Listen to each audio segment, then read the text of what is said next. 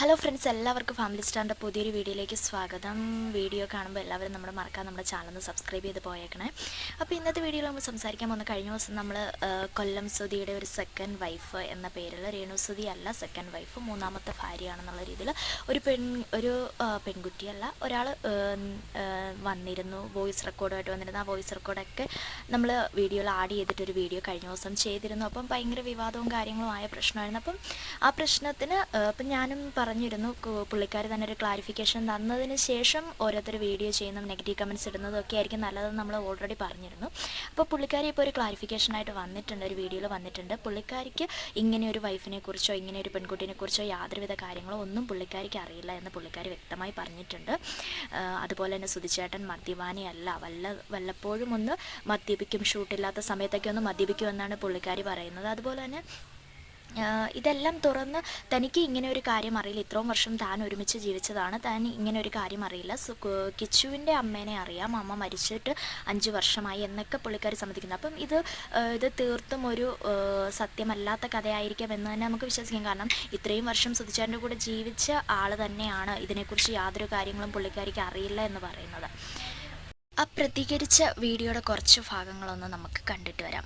അതായത് രേണു സുധി ഈ വിവാദത്തിനെതിരെ പ്രതികരിക്കുന്ന ആ വീഡിയോ നമുക്കൊന്ന് കണ്ടിട്ട് ബാക്കി സംസാരിക്കാം. മാരേജ് സർട്ടിഫിക്കറ്റ് അവർ കാണിച്ചോ? നിങ്ങളെ കാണിച്ചോ? പറയുന്നതല്ലേ ഉള്ളൂ. ഞാൻ എന്റെ മാരേജ് സർട്ടിഫിക്കറ്റ് എന്തായാലും ഞാൻ കാണിച്ചിട്ടുണ്ട്. എന്റെ സുധിച്ചേട്ടൻ മദ്യപാനി അല്ലെന്ന് എനിക്കറിയാം, ഞാൻ അങ്ങനെ പറയത്തുള്ളൂ, എനിക്കറിയാം. അവരെന്ന് പറയുന്നത് അവരിപ്പോ എവിടെയാ, അവരാരാ? അവര് കല്യാണം കഴിച്ചാണ്, അവര് വേറെ കല്യാണം കഴിച്ച പിള്ളേരൊക്കെ ഉള്ളവരാണ്, എനിക്കറിയില്ല. അതായത് എനിക്ക് സുധിച്ചേട്ടന്റെ വൈഫിനെ അറിയാം, കിച്ചുവിന്റെ അമ്മേനെ അറിയാം. ആള് മരിച്ചിട്ട് 5 വർഷമായി, വേറെ ആരെയും എനിക്കറിയില്ല. ആൾ മരിച്ചിട്ട് 2 വർഷമാകുന്നു. ആളെ എന്തിനാണ് വെറുതെ ആളുടെ പേര്, മരിച്ചു പോയവരല്ലേ അവര്, അതിനെപ്പറ്റി ഒന്ന് ചിന്തിക്കാൻ. നാളെ ഒന്നാമത് സുധിച്ചേണ്ട ആണ്ടാണ്, ആൾക്ക് വേണ്ടി പ്രാർത്ഥിക്കണം. ഒരു കൊച്ചു കുട്ടിയോട് ചോദിച്ചപ്പോൾ രേണുവിനെ അറിയാം, പല രീതിയിൽ അറിയാൻ പറ്റും. രേണുവിന്റെ ഫെയിം കാരണമാണ് രേണുവിനെതിരെ പുതിയ ആരോപണങ്ങൾ വരുന്നതെന്ന്. ഓ അങ്ങനെ അലിഗേഷൻസ്, ഓക്കെ, ആരോപണങ്ങൾ, ഓക്കെ ആവാം. അതിനും നമുക്കൊരു എന്താ പറയുക, മരിച്ചവരെ നമ്മൾ ബഹുമാനിക്കുക, അത്രേ ഞാൻ പറയുന്നുള്ളൂ. അവരുടെ ആത്മാവിന് വേണ്ടി പ്രാർത്ഥിക്കുക, അല്ലാതെ ചുമ്മാ അവരുടെ കാര്യം തന്നെ എന്തെങ്കിലും ഈ ആരോപണങ്ങളൊക്കെ എനിക്കറിയത്തില്ല. ഞാൻ അതിനോടൊന്നും യോജിക്കുന്നില്ല. സോ എനിക്കതിനെപ്പറ്റി ഒന്നും പറയാനും അവരുടെ ഔദാര്യത്തിലാണ്. ഈ വീഡിയോ കണ്ടപ്പോൾ നിങ്ങൾക്ക് തന്നെ മനസ്സിലായിട്ടുണ്ട്, പുള്ളിക്കാരി എല്ലാ കാര്യങ്ങളും നല്ല തെളിവോടുകൂടി തന്നെ സംസാരിക്കുന്നുണ്ട്. അതായത് ഇങ്ങനെ ഒരു മാരേജ് നടന്ന സംഭവവും കാര്യങ്ങളൊന്നും പുള്ളിക്കാരത്തേക്ക് അറിയില്ല. അതുപോലെ തന്നെ കിച്ചുവിൻ്റെ അമ്മേനെ മാത്രമേ അറിയത്തുള്ളൂ, അത് മരിച്ച സംഭവങ്ങളും എല്ലാം പുള്ളിക്കാരി സമ്മതിക്കുന്നുണ്ട്.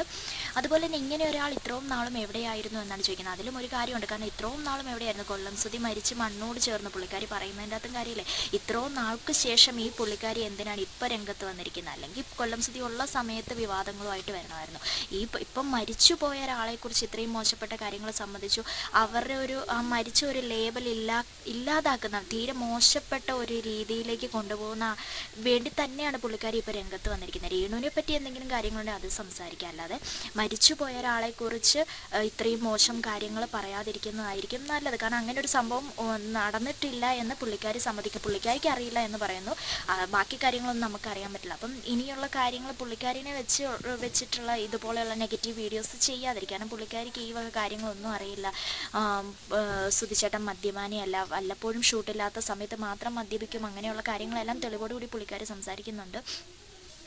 അതുപോലെ തന്നെ കൊല്ലം സുധിയുടെ 2ാം ചരമവാർഷികം തന്നെയാണ് നടക്കാൻ പോകുന്നത്. അപ്പോൾ അതിൻ്റെ ഇടയ്ക്ക് പുള്ളിക്കാരത്തേക്ക് ഈ വക കാര്യങ്ങളൊന്നും ആലോചിക്കേണ്ട ആവശ്യമില്ല എന്നാണ് പറയുന്നത്. അതുപോലെ തന്നെ ബാക്കിയുള്ള വിവാദങ്ങളിലൊന്നും പ്രതികരിച്ചിട്ടില്ല. അപ്പം നെഗറ്റീവ് കമൻറ്റ്സ് ഇടുന്നവർ സത്യം എന്താണെന്ന് മനസ്സിലാക്കിയിട്ട് നെഗറ്റീവ് രീതിയിൽ വീഡിയോ ചെയ്തിടുന്നതായിരിക്കും നല്ലത്. അല്ലാതെ രേണു സുധി കോടികൾ സമ്പാദിച്ചു എന്നൊക്കെ പറയുന്നത്, കഴിഞ്ഞ ദിവസം ഒരു ഇൻ്റർവ്യൂസിലും രേണു സുധി സംസാരിക്കുന്നുണ്ട്, അവരുടെ കയ്യിലെ ബാങ്ക് ബാലൻസിൻ്റെ ഡീറ്റെയിൽസും കാര്യങ്ങളൊക്കെ കാണിക്കുന്നുണ്ട്. അപ്പോൾ എല്ലാവരും വിഷമിച്ച് തന്നെയാണ് ജീവിക്കുന്നത്. അപ്പോൾ ആരെ നമ്മൾ കൂടുതലായിട്ട് ഇതായിട്ട് നെഗറ്റീവ് പറഞ്ഞുകൊണ്ട് വീഡിയോ ഇടാതിരിക്കും. നമുക്ക് സത്യം മനസ്സിലാകും. പുള്ളിക്കാരുടെ ഭാഗം ഇപ്പോൾ പുള്ളിക്കാരി ക്ലിയർ ചെയ്ത് ബാക്കി വിവാദങ്ങളിലൊന്നും പ്രതികരിച്ചിട്ടില്ലെങ്കിലും ഈ ഏറ്റവും വിവാദമായിട്ടിരിക്കുന്ന ഈ സംഭവത്തിൽ ഇപ്പോൾ പുള്ളിക്കാരി